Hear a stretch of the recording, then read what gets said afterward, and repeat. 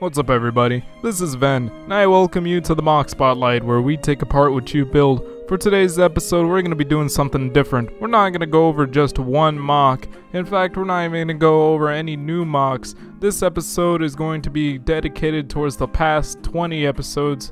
No, wait, this is the 20th episode. The past 19 episodes. Only in regards to some comments and acknowledgements that I need to make.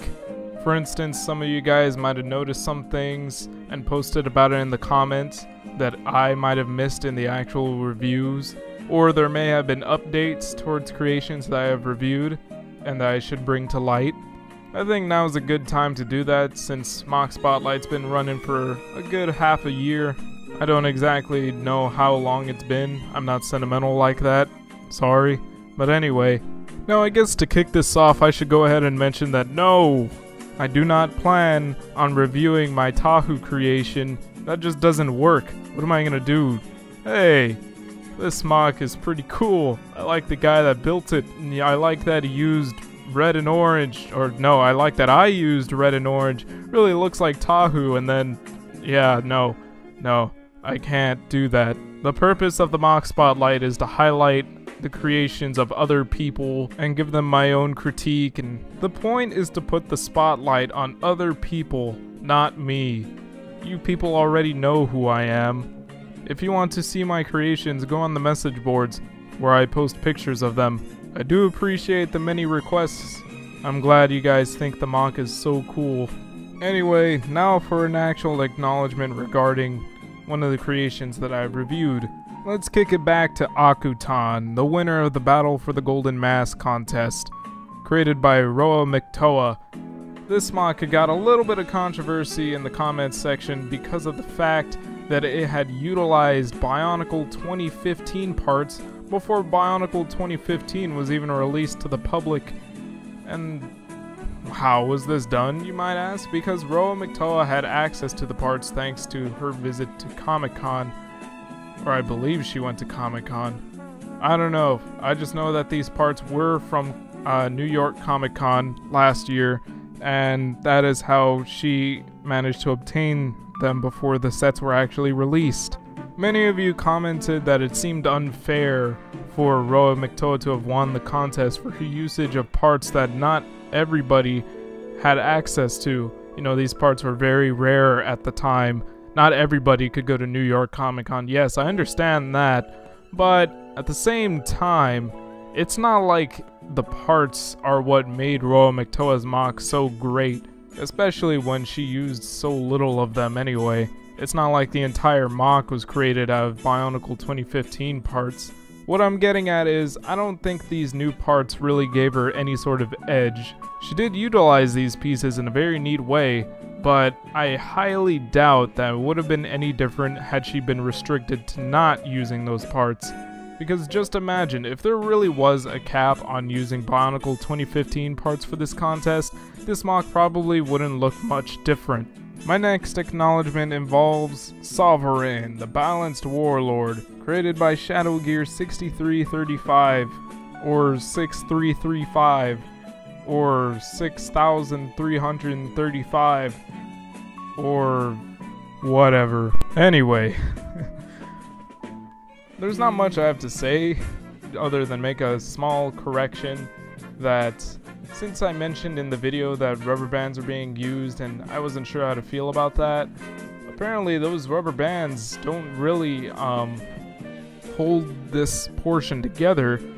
In fact, it's built a lot differently than I had imagined, and the rubber bands are just there to secure it in place, which I think is pretty cool because that means if the rubber band does snap or whatever, then it's gonna be fine. It's just gonna probably fall apart a little bit more easily. The next mock in line for some acknowledgement is Dr. Scorpion X, created by Dr. Scorpion X. You know, the great Bioformer master. The doc actually updated his self-mock quite a bit, and now the neck looks better, as you can see here. At the time of this recording, I'm sure he's probably updated it a little bit more, but this was the update that was posted to that video by the doc himself, and I gotta say, this looks a lot better. Unfortunately, he did note that it does not transform anymore, which really sucks. That's a bit of a downgrade, but the appearance came out a lot better. I really like the bulkier look he has on the upper torso. Came out looking a lot more solid. Next thing I want to talk about is Arthur, created by Ghosty. Something about this mock has actually been brought to my attention. Now see, one of the things that I praised about this mock was the sheer amount of detail that went into it. Well, one of the details on this mock, one of the details I praised on his right arm is actually a Mega Bloks part. This riot shield piece is not Lego. I'll be honest, I didn't realize this at first, and, well, frankly, I don't really care all that much. It'd be a different story if there was like tons and tons of Mega Bloks parts being used on this mock, but it seems like this is probably the only one. There might be like maybe one or two that I also missed, but as far as I could tell, the rest of this mock is pure Lego with some added writing on some parts. But anyway, I won't say that this is a con in the creation, but it's quite interesting. Also, some of you noted that the color scheme is completely out of whack, and, well, I can understand why you would say that. There's a lot of colors on this mock, but when I look at this mock, I'd like to compare it to a character in Destiny, or like some sort of actual bounty hunter character, where it's not like a typical Bionicle character where there's one color and then a second color. There's no like blue and then light blue and that's it. You know, I feel like this is a bit more, especially since it's supposed to be a human donning armor. I guess anything goes, especially since the mock is primarily gray, you know, with just a few bright colors kind of all over the place. I guess what I mean to say is this mock isn't like some sort of rainbow. It's just like a person, an ordinary person wearing armor, carrying a variety of different things that all happen to be a different color. Like, I don't expect his gun to be the exact same color as his 3DS or something. Next, I will go back to some of my opinions in regards to the Tyrannosaurus mock, created by Darkinski. I mentioned in the video that I wasn't personally a big fan of the gaps, and okay, maybe I was a bit too harsh on it, but my opinion hasn't really changed.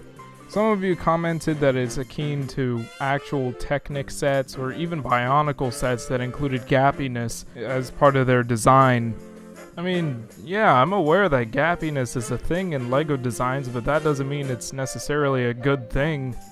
Especially when nearly the entire mock is filled up to the brim, aside from these small parts like the legs. The tail, I can say, is forgivable. There's a bit more chunk to it than there is in the legs. Really, in the end, it's not so much that I don't like gaps at all, because gaps can look pretty okay, meaning there are exceptions. But if the dude was gonna leave gaps in his mock, could have at least made them look a little bit better, because I'm not a big fan of how they look in the legs. They're forgivable in the tail, just not in the legs, at least to me personally. And finally, the last acknowledgement I will make in this video is in regards to the life-size Compsognathus, created by Artaka. And I'm bringing this up just to announce that at the time it was still a work in progress. Well, the mock is apparently now completely finished, and now part of a LEGO Ideas project started by Artaka, which I have linked in the description below because I do support it. It came out looking quite brilliantly, and he did fix some of the problems I had with it and made it look a bit more cohesive. Even the tail looks a bit better. There isn't all that much else I can say, since it's pretty much the same mock, just with a few adjustments to make it look a lot nicer than before, and the inclusion of Bionicle 2015 parts. And, well, that's about it for this video, so be sure to rate, comment, subscribe.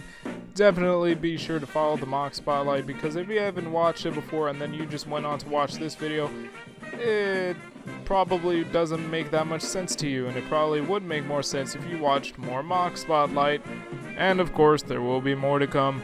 And if you have a creation that you would like to be featured on the Mock Spotlight, post it on our message boards for a higher possibility that I will find it, and if I deem it interesting enough, I may actually feature it in a future spotlight. So again, our message boards, boards.ttvpodcast.com. You'll find it in our description. And I guess that's it. So, see you all next time.